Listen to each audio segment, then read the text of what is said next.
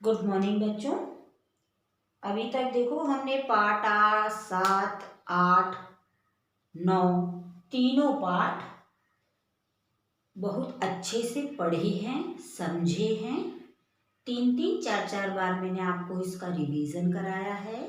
उम्मीद है आपने सभी वीडियो ध्यान से देखे होंगे। बच्चों आज हम जो करेंगे पाठ 7 पिकनिक, पाठ 8 एक सबक ऐसा भी और पाठ 9 बंदर और बया, इन सभी के शब्द अर्थ उन सबको हम एक एक करके समझते हैं और वो हमें अच्छे से याद हो जाएंगे। ये आपके हर चैप्टर में हो रहे होंगे, पर आपको इन्हें अच्छे से याद करने के लिए जब मैं आपको असाइनमेंट में एक साथ सारे शब्द अर्थ भेजूंगी तो आप अपनी एक कॉपी में उतार लीजिएगा, ताकि जब एग्जाम टाइम में आप रिवीजन करें तो आपको कोई दिक्कत ना हो। तो चलिए समझते हैं। देखो यहाँ मैंने पाठ 7 पिकनिक के शब्द अर्थ लिख के रखे हैं। बच्चों आपकी बुक में सिर्फ 2 दिए हैं, 2 मैंने अपने मन से कराए हैं। जो पाठ में आए हैं शब्द उन्हीं को लिया है। तो चलो स्टार्ट करते हैं हम। पिकनिक, पिकनिक माने सैर सपाटा। पिकनिक का क्या अर्थ है? कहीं हम घर से बाहर जाते हैं सैर के लिए, घूमने के लिए, इंजॉय करने के लिए, तो उसका क्या नाम है? पिकनिक, सैर सपाटा। स्वादिष्ट, किसी भी चीज का टेस्ट बहुत अच्छा होता है तो उसे हिंदी में स्वादिष्ट कहते हैं। तो इसका क्या मतलब है? अच्छा स्वाद, बहुत बढ़िया, बहुत अच्छा, ऐसा भी लिख सकते हैं आप। मौज मस्ती, मौज मस्ती, मौज मस्ती करते हैं तो क्या होता है? बहुत मजा आता है। मौज मस्ती का मतलब है बहुत मजा। धैर्य, धीरज, जब खीर बनकर तैयार हो गई तो चूहे ने क्या कहा कि भाई मुझसे तो अब रहा नहीं जा रहा, अब तो मुझे खीर खानी है। तो बिल्ली ने उससे कहा नहीं नहीं, धैर्य रखो। धैर्य माने धीरज रखो, अभी खीर बहुत गर्म है, जब ठंडी हो जाएगी तब सब मिलकर खाएंगे। तो धैर्य का मतलब धीरज। एक बार फिर से बच्चों, पिकनिक, सैर सपाटा, स्वादिष्ट, अच्छा स्वाद, मौज मस्ती, बहुत मजा, धैर्य, धीरज। तो ये पाठ 7 के हैं पिकनिक वाले चैप्टर के बच्चों।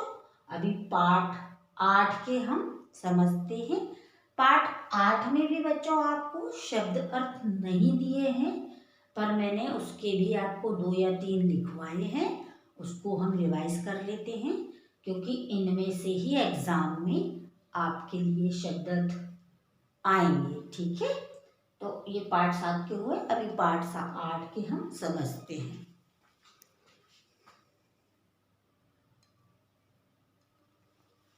अब देखिए पाठ 8 एक सबक ऐसा भी है ना। अब हमने अभी पाठ 7 के समझे, अब हम 8 के समझते हैं। कौन सा है पाठ 8? एक सबक ऐसा भी। ठीक है, तो इसका पहला है सबक। सबक माने सीख।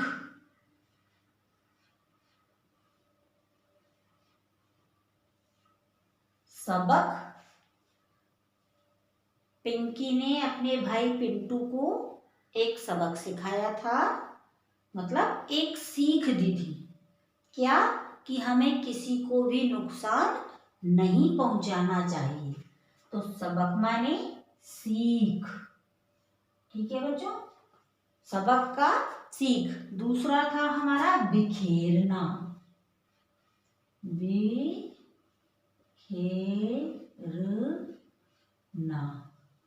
जब पिंकी ने अपना रेत का सुंदर सा घर बनाया, उसे वह देखकर बहुत खुश हो गई।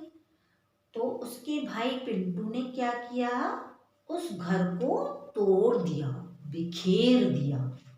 बिखेरना मतलब तोड़ना।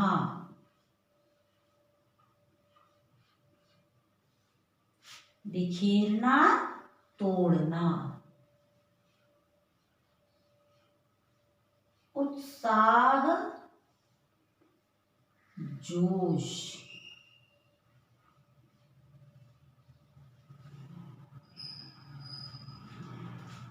कोई भी काम यदि कोई करता है तो हमें उसे अप्रिशिएट करना चाहिए, मतलब उत्साहित करना चाहिए कि आगे भी वो बहुत अच्छा काम करे।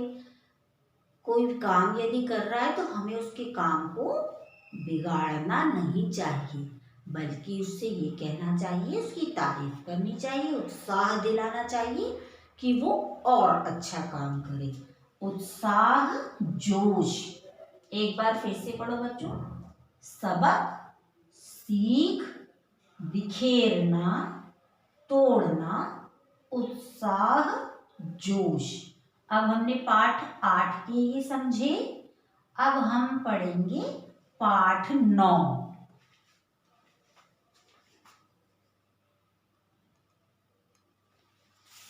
अब देखो बच्चों, पाठ 9 में बंदर और बया की कहानी है। आपको मैंने 3-4 बार समझाई है, आपको समझ में भी आ गई होगी। पहला है उसका वृक्ष।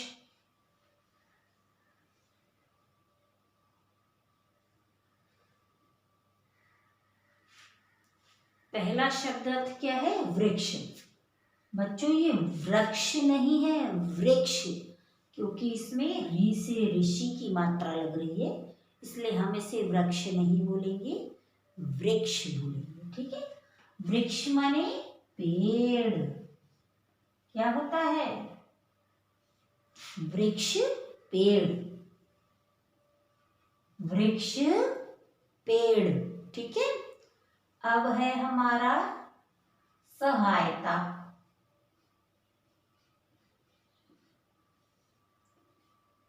मदद। हमें सहायता करनी चाहिए, एक दूसरे की मदद करनी चाहिए। मदद तो नहीं, मदद। ठीक है। तीसरा है क्रोध। जब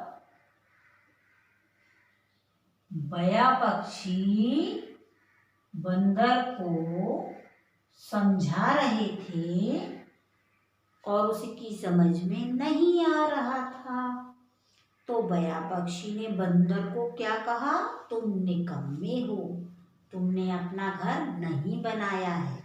तो बंदर को क्रोध आ गया, गुस्सा आ गया। क्रोध माने गुस्सा।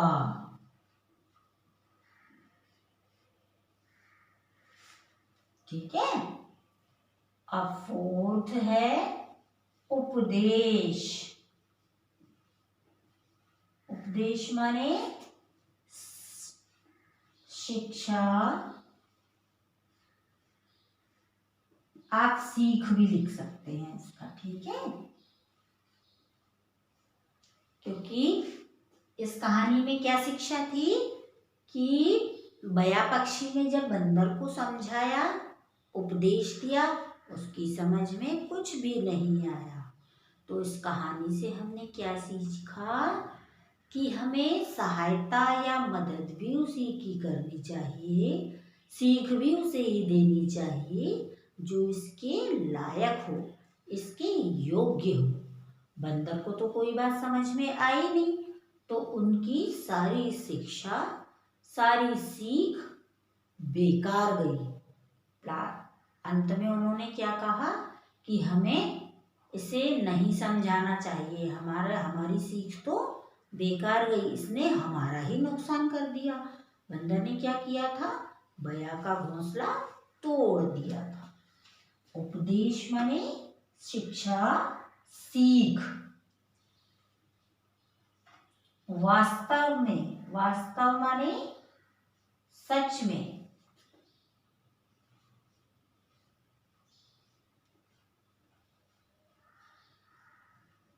वास्तव में, सच में, ठीक है। और दुर्दशा,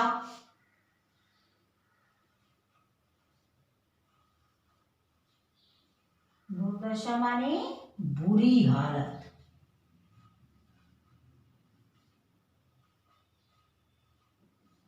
बुरी हालत, ठीक है। तो एक बार बच्चों फिर पढ़ लेते हैं। वृक्ष, पेड़, सहायता, मदद, क्रोध, गुस्सा, उपदेश, शिक्षा या फिर सीख, वास्तव में, सच में, दुर्दशा, बुरी हालत। ये हमने तीनों पाठ के बच्चों शब्द अर्थों को समझा। आप इसे असाइनमेंट में से एक सॉन्ग उतार लें और इसका अभ्यास करें। याद तो है पर आप लिखकर अभ्यास करें, क्योंकि आप लिखने में अक्सर मात्राओं की मिस्टेक करते हैं। लिखने से क्या होता है, हमारी जो मात्राएं हैं जो हम लगाते हैं उन्हें, तो यदि हम लिखकर बार बार देखेंगे, प्रयास करेंगे, तो हमारी जो मात्राओं की मिस्टेक है वो नहीं होगी और आपके बहुत अच्छे नंबर आएंगे। ठीक है, धन्यवाद।